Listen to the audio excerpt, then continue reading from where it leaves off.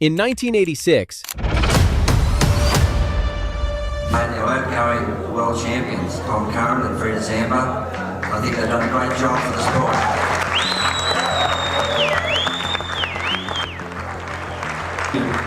And congratulations, Damien. And I really respect your surfing.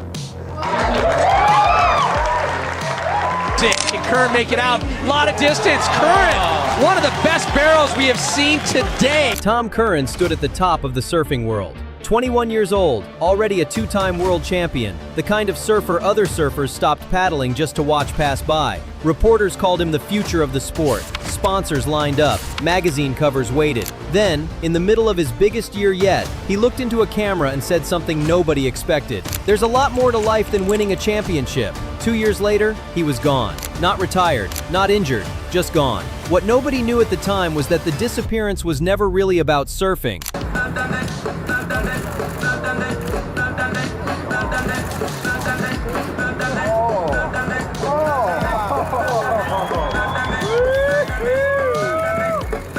Thomas Roland Curran was born July 3, 1964, in Newport Beach, California, the oldest of 3 children. His father, Pat Curran, was already a name spoken with a kind of reverence on the north shore of Oahu. Pat had been one of the first men to ride Waimea Bay at full size, a builder of massive, hand-shaped guns that other big wave riders trusted with their lives. He was also, by every account, almost impossible to know. Quiet to the point of myth, the kind of man who would paddle out alone, ride the best wave of the day, and never mention it to anyone. Pat eventually grew tired of the islands and walked away from competitive big wave surfing entirely at the height of his own reputation, a pattern his son would repeat almost exactly 30 years later. Everything was already in place. Tom just didn't know yet what it was building toward. That silence got passed down.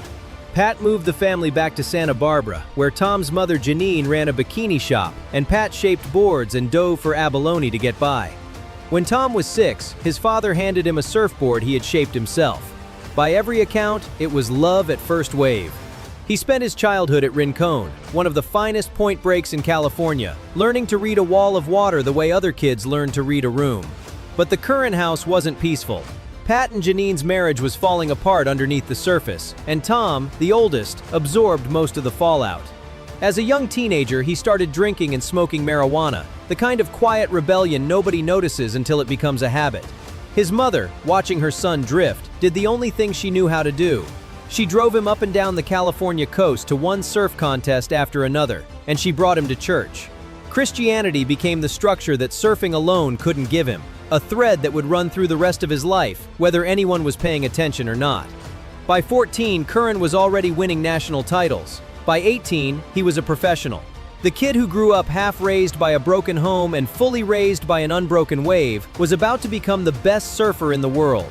And almost nobody around him understood what that would actually cost him. Curran turned pro in 1982, just before his 18th birthday, and he didn't ease into it. He won 3 events in his rookie season alone, an almost unheard of debut on a tour Australian surfers had dominated for years. His surfing looked nothing like the sport's reigning style, where Australians like Mark Occhilupo attacked a wave with raw, aggressive power. Curran did something stranger. He barely moved his feet. He generated speed and force from a low, coiled stance, a double pump bottom turn that looked less like athletic effort and more like he was reading the wave's mind half a second before it broke. His partnership with shaper Al Merrick at Channel Islands produced the now iconic Black Beauty model, custom built around the new tri-fin thruster setup that was just beginning to change the sport. Hardware built specifically to keep up with a surfer nobody else could quite copy. The defining moment came at Bells Beach in 1985.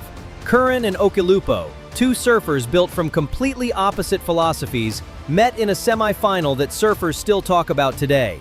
Curran won it, and with it, his first world title at 21 years old, the youngest world champion the sport had ever crowned. That same year, he made a decision that had nothing to do with surfing ability and everything to do with who he was. He boycotted events held in South Africa, refusing to compete there in protest of apartheid, even though it meant sacrificing ranking points other surfers happily collected. He won a second world title in 1986, the first American to take the crown from Australia's grip since the tour began. A national hero in a sport that desperately wanted one. Magazines wanted access. Sponsors wanted his face everywhere. And in the middle of all of it, with cameras rolling at his career's absolute peak, Curren repeated the same idea that would define how the public understood him for the next 4 decades. That a title only proved who could paddle in first, and reduced to that, it barely meant anything to him at all. Nobody quite knew what to do with a world champion who didn't seem to want the crown. But the version most people heard? That was never the full picture. In 1981, Curren had met a French teenager named Marie at a surf shop in Santa Barbara. They married 2 years later and moved to France's Basque coast, about as far from the spotlight of American surf media as he could get without leaving the sport entirely. They had 2 children, Leanne and Nathan. For a while, it looked like Curren had found a way to be a world champion and a private family man at the same time. But by the late 1980s, something was clearly wrong. His results on tour collapsed. He went from world champion to barely qualifying. The same quiet that made him a legend at 21 would nearly break him by 25. By 1989, he had all but vanished from competition, burned out at 25 years old, in a sport most athletes don't even peak in until their late 20s. Think about that for a second. The surf media speculated about an injury, a slump, maybe the magic was just gone. You'd think someone would have asked the harder question. Nobody did. This is where the story takes a turn nobody expected. In 1990, Curren came back to full-time competition and won 7 events in a single season, the kind of dominant year that should have taken multiple careers to produce. He claimed a 3rd world title, pushed his career win total to 33 events, a record that to this day stands second only to Kelly Slater. And then, having proven every single thing he had to prove, he walked away from full-time competition again, this time for good. It would be easy to read that as simple confidence, a champion who didn't need to chase anything anymore. People thought they had the full picture. They were wrong. The truth, when Curren finally talked about it years later, was darker and more human than that.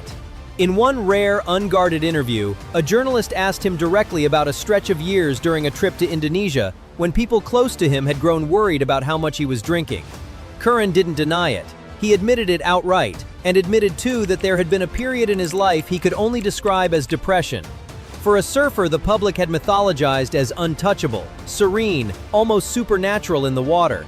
It was a confession that quietly rewrote everything people thought they understood about him. If you're new here, this is what Insane Surfer does every week. The real stories behind surfing's biggest names, the parts that never made the highlight reel. Hit subscribe if you want more of these.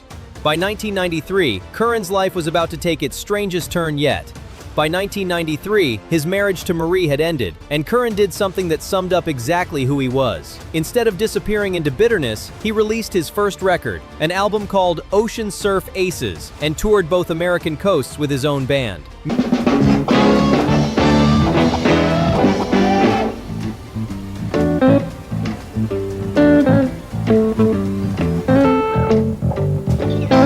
What I like the most is to establish a relationship with other musicians and to be able to communicate somewhat with them. Music had been there his entire life. Drums since he was 6, guitar since his teens. But now it became the place where Curren actually let people in. Surf historian Matt Warshaw doesn't rank him as a competitor first. He's always described Curren as an artist who happened to also be unbeatable in a heat. That same year, riding a battered 1970s twin-fin fishboard he'd bought secondhand in a New Jersey surf shop, Curren entered a contest in France and beat the world's 8th-ranked surfer using equipment everyone else had written off as obsolete. This decision seemed small at the time. It wasn't. It sparked a full revival of retro board design across the entire sport, an accidental revolution from a man who claimed he wasn't trying to make a statement at all. By 1994, he had remarried, this time to Makira Caicedo, and the couple had 2 sons, Francis and Patrick.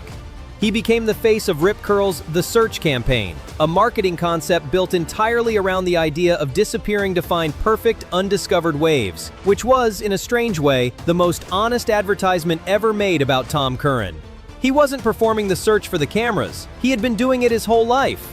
After stepping back from full-time competition, he even spent time as a backing guitarist in Jackson Browne's touring band, trading wave faces for stage lights without ever chasing the spotlight that came with either.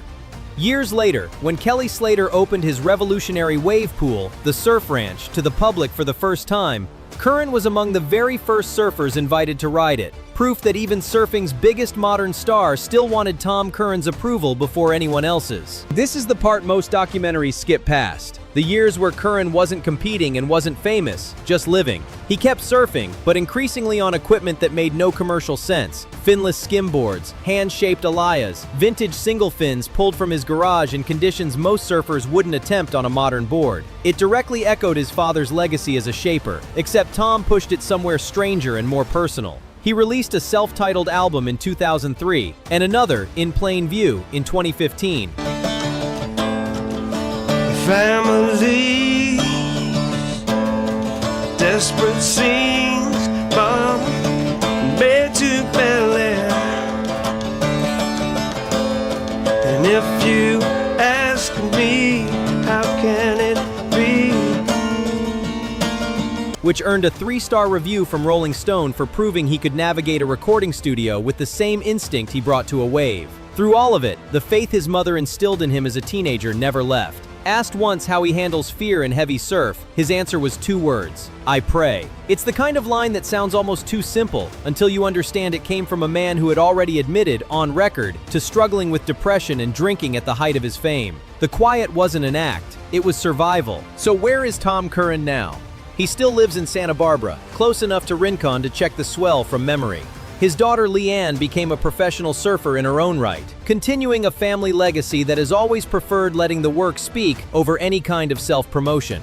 In 2024, at 60 years old, Curren competed in the International Surfing Association World Masters Surfing Championship in El Salvador and won individual gold in the 55 to 64 division, helping the United States win the team title. Proof that the competitive instinct never actually disappeared. It just stopped needing an audience. In July of 2025, Curren signed on as a brand ambassador and shareholder for Surf Lakes, a company building artificial wave technology, lending his name and his eye for wave mechanics to a project trying to engineer the kind of perfect, repeatable waves he spent a career searching the planet to find naturally. A few months later, in a rare extended sit-down on the surf podcast Pinch My Salt, Curren spoke more openly than he has in years, still careful with his words, still unmistakably himself. He never gave the public a tell-all. He never needed to. He just kept showing up, decade after decade, on stranger boards, in quieter rooms, surrounded by family instead of cameras. Tom Curran didn't disappear because he had nothing left to give the sport.